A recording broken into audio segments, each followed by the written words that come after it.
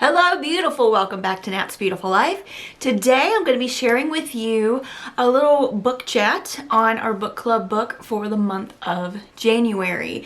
If you are new to this channel, hi, my name is Natasha. I do videos on books, bullet journaling, beauty, media, whatever I feel like doing a video on. And if you are brand new, feel free to click the little like button, click the subscribe, the little notification bell if you like to do that. That way you can be a part of our little family here and never miss a video. So if you want to know about our book club, it is linked down below in the description box. It is the Girls Night Out book club.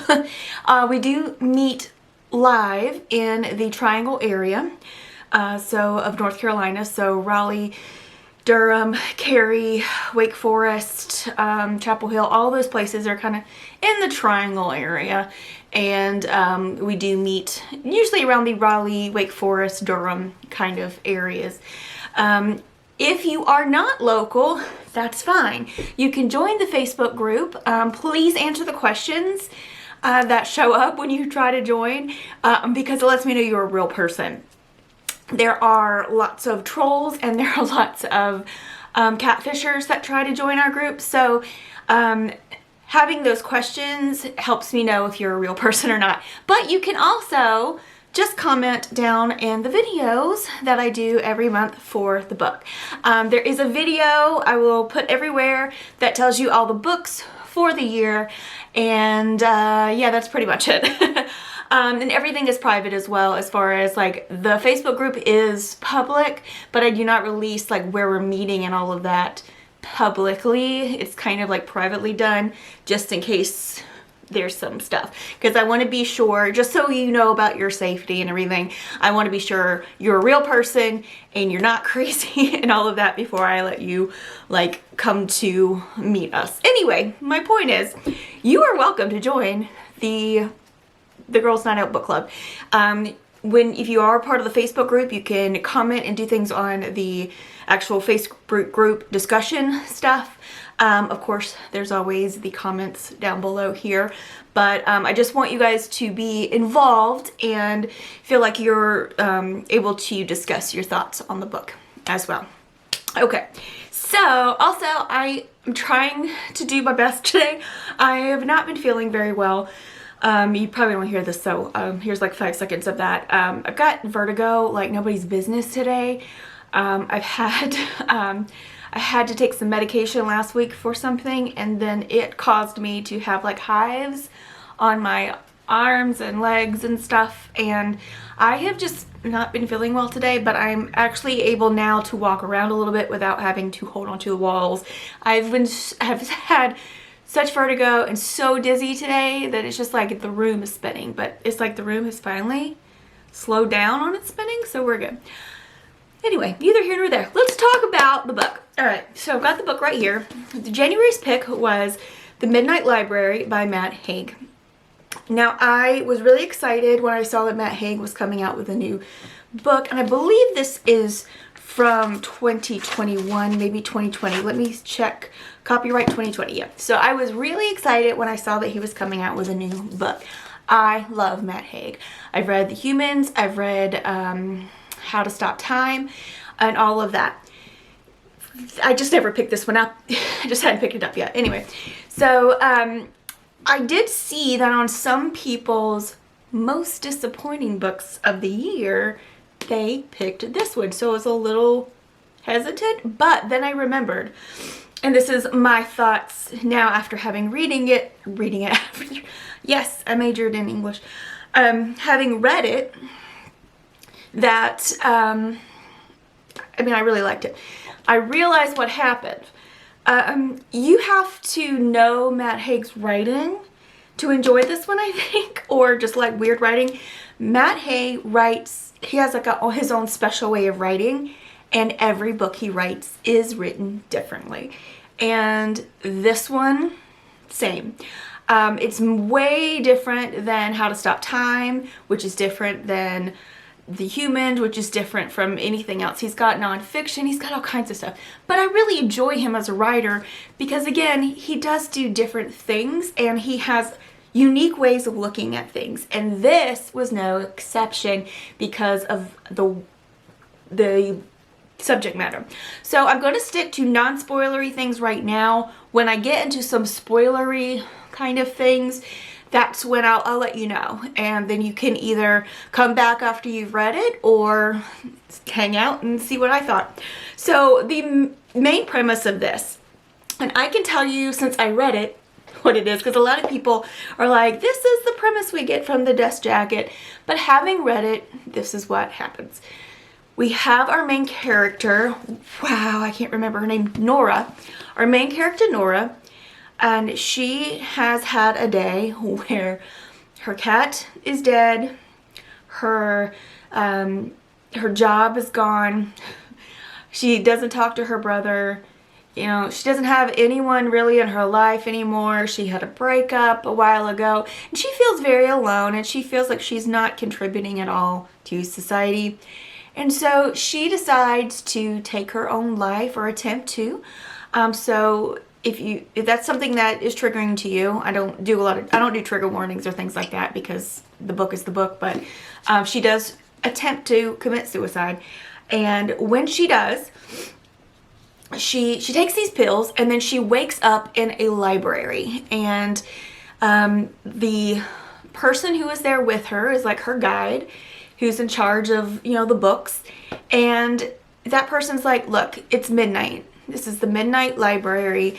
And inside this library, this has like multiverse kind of things going on, but it's very simplified so you can understand it. And later in the book, there's someone who goes very into depth of physics and all kinds of stuff. So, you know, they kind of get into these theories and things like that, which I thought was interesting because I like that kind of stuff. But she is told, like, every decision you've ever made had a different decision. And not just the big decisions, but the little ones, the little tiny ones. You know, did you go right? Did you go left? And based on those decisions, there are all these other lives, all these other consequences, all these other things that have happened. And so you are welcome to pick a book and try on that life and see how it goes. And she's basically told, first of all, there is this book of regrets. And that is the first book she has to look at. And it's every regret she's ever had. It is from every year of her life. And it's simple things like, I didn't tell my mom I loved her, or I didn't pick up my clothes when I was supposed to and I got in trouble, to I didn't marry this man, I left him at the altar. Like little tiny regrets, big regrets. And so she has to look through all this first. And so then our library guide, our librarian, is like, hey, based on the regrets that we just discussed, that you just read, what is one you would like to change? What is something you'd like to see what would have happened if you made a different decision? And so she picks the regret that she'd like to change, and then she goes and basically lives that life. Now she's told if she gets into a life that she really enjoys, that she can like really, really want it, and she can stay there and live that life. So that is the premise of the book. And so we see Nora go through different lives. She actually had a lot of opportunities in her life that she chose differently for. And yeah, it's just interesting, the things that she learned from herself and also from her experiences. So she found out that some of the opportunities that she turned down, it was good for her to turn down. Like she might have regretted it, but it would have been worse had she gone through. Things would not have been as great as she imagined them to be. So there's a lot of that in the book, but also the specific experiences that she's had. She has like in one life, she actually comes face to face with like a polar bear, and that feeling she gets when she's being faced with death, she realizes she wants to live. and this kind of stuff. So I really liked the aspect of her learning from trying on the different lives and then understanding what the library and the librarian really is and what it represents and all of that. I gave this book, again, like I said, a lot of people would put on their most disappointing books, and I don't think they meant it was a bad book. I think they thought it was going to be one thing, but it turned out to be another. So I went into this book kind of blindly, knowing the little main premise, but then going, you know what, it's a Matt Haig book, just go with it. And I gave it 5 stars because I feel like, yeah, there's a thing or two in there that wasn't fleshed out as great as I would have hoped, but the way this book made me feel, I actually wrote down some of the quotes and stuff from the book because, again, Matt Haig has this very insightful way of writing and seeing things, and it was very much evident in here. Actually, let me go get my stuff and see what I had wrote down. Okay, so one of the things I really liked about one of the quotes are never underestimate the big importance of small things. That's something that the librarian had told her. She's like, remember, it's not just the big regrets, it's the small regrets. And one of the other things that she wrote is, sometimes regrets aren't based in fact at all. Sometimes regrets are just a load of BS. And I thought that was just, because a lot of times, it's kind of like fears. A lot of times we fear things, but they never happen. And so we're fearing things that don't exist, so there's no point in it. And she's kind of saying the same thing with regrets. Sometimes, because you don't know what that would have, you know, what that decision would have held. So what's the point in that regret? But here's kind of the big thing before we go into spoilers. She talked about accepting ourselves the way we accept nature. So kind of like how we don't expect the polar bear not to come after and kill us because we're just food. We're not, you know, it's not personal. You know, we walk our dogs, the dogs poop in public. The dog doesn't care, we don't care, it's just nature. And I was like, I wrote this, I kept thinking of how a horse runs and bucks and farts, and all we just laugh and giggle delightedly at the horse because we know it feels good and it's having a good time. We don't judge or think differently about the horse. He is still just a, you know, just as beautiful and powerful the next time we see him. And I thought of that because I grew up on a horse ranch, so horses, you know, they don't care. When they feel good, they just start running and jumping and bucking, and a lot of times they just fart really loud. So I just thought about how, like, we still don't judge the horse. We don't think, oh my word, the horse did such a rude thing. We just think, hey, you know, the horse feels good. That's what he did. And then, you know, we still don't think any less of it. We still think he's just as powerful, just as beautiful, just as majestic, whatever, as, you know, he's always been. And so that's kind of the thing that I was seeing in that, you know, accepting ourselves the way we accept nature. Okay, so if you have not read the book and you don't want to be spoiled, then this is the time you want to click out and come back whenever you finish the book, because we are going to start talking spoilers.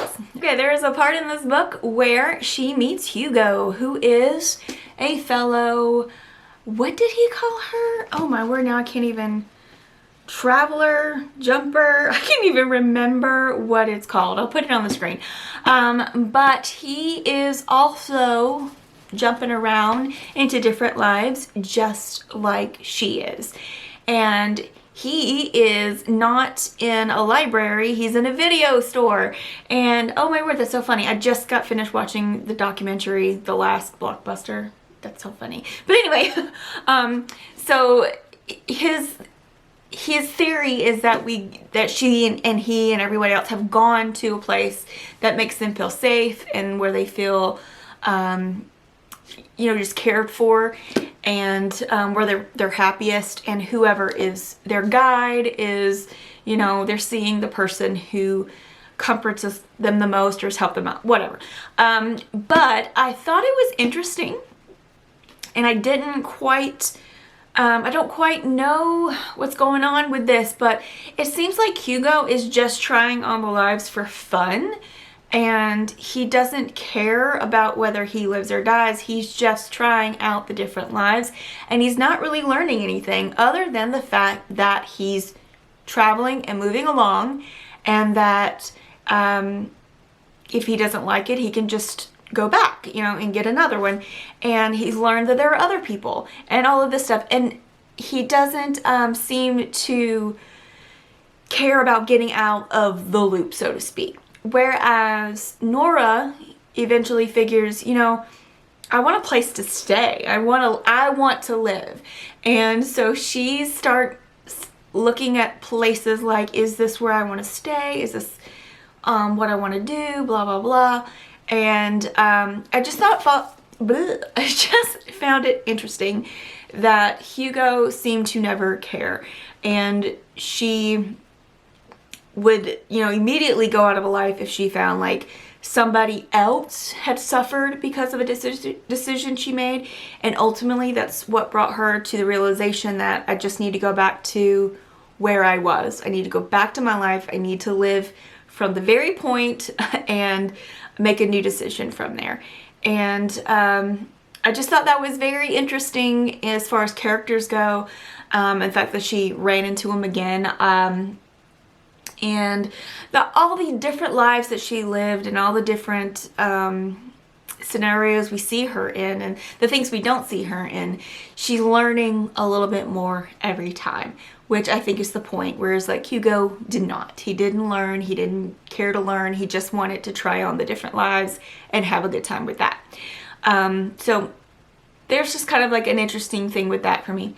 I thought that one of the first things she would pick would be to accept the coffee with her doctor friend, Ash. But it actually turned out to be one of the last things she did, which I found interesting.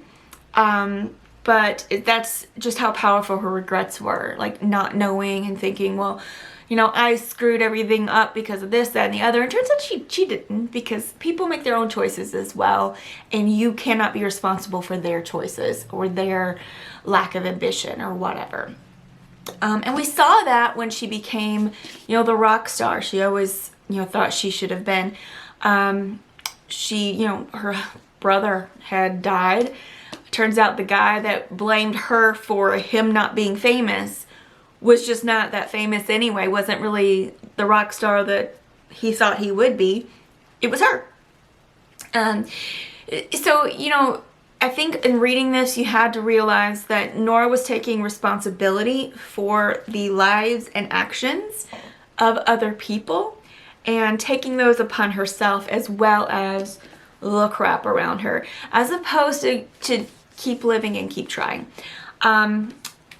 When she found that last life that she tried on, and she was realizing, I love this man, I love this daughter, I love this life.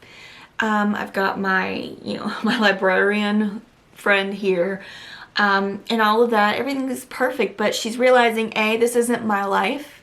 This is somebody else's life. She lives this life, and I'm kind of hijacking it. And then when she finds her piano student from her root life, when she sees that he is making bad choices and the difference that she really had made in his life, you know, she wasn't there to make it. And I think that's what really drove her over the edge, and was like, look, I did make a difference, and I want to live. I want to, you know, I want to make this difference, even if I have to give everything up that I have here to make a difference in this kid's life. You know, these people will be okay, but I need to do something for this kid. And when she made that decision, and then she realized when she came back to her root life, and she made that decision that she wanted to live, and she didn't want to be depressed and all those things. And a lot of times, don't get me wrong, when people have a clinical depression, and I feel like she did suffer from that, she doesn't just pop out of it. Remember, she's been in this library basically going through a therapy of sorts the whole time.